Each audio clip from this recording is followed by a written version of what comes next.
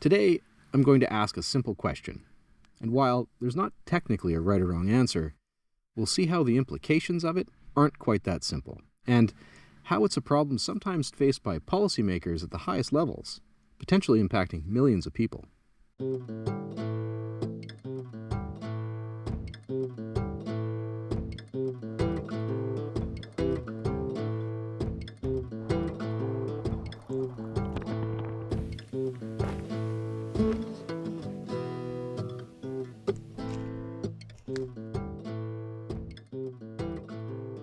Welcome to beautiful coastal British Columbia.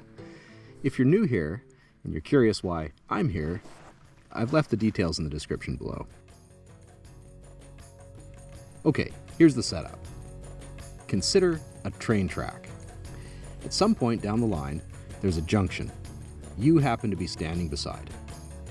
A train reaching this junction can either continue down the main line to the left, where there are 5 people standing on the track, or the switch at the junction can be flipped, diverting the train down the line to the right, where there are only 2 people. Now, an accident has resulted in a runaway train, and it's speeding toward the junction.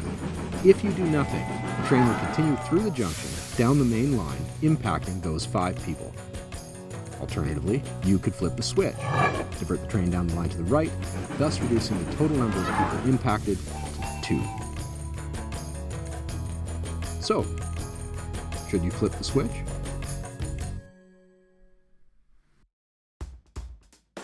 Before I continue, I'd like to point out that obviously not all decisions faced by policymakers are a choice between benefiting one group to the direct detriment of another. While I'm not interested in getting into specific politics, I do need to provide an example in order to illustrate this problem in a real-world context. A good and yet unfortunately controversial example is gun regulation. As a Canadian, I'm accustomed to some level of gun regulation. And for those who aren't familiar, here in Canada, even if you possess a firearms license, you are not permitted to use a firearm for defense, even if someone breaks into your home. Now that decision was about the numbers, and the numbers say when using a firearm for defense, overall, you're far more likely to make a casualty of yourself or a loved one. Now, in this example, the regulators are standing at the junction.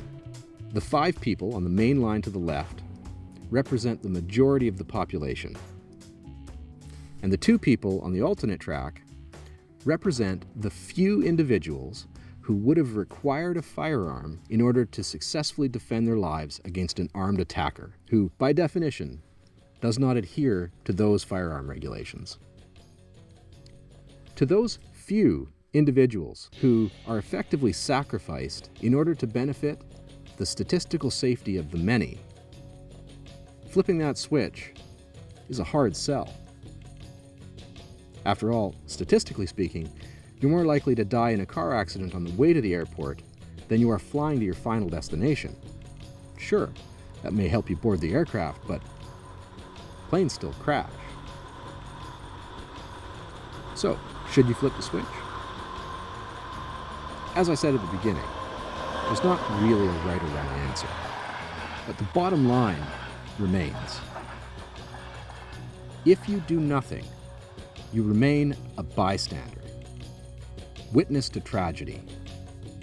But if you choose to flip the switch and divert the train, you become an agent of salvation and death. You may indeed save 5 people, but in order to do it, you kill 2.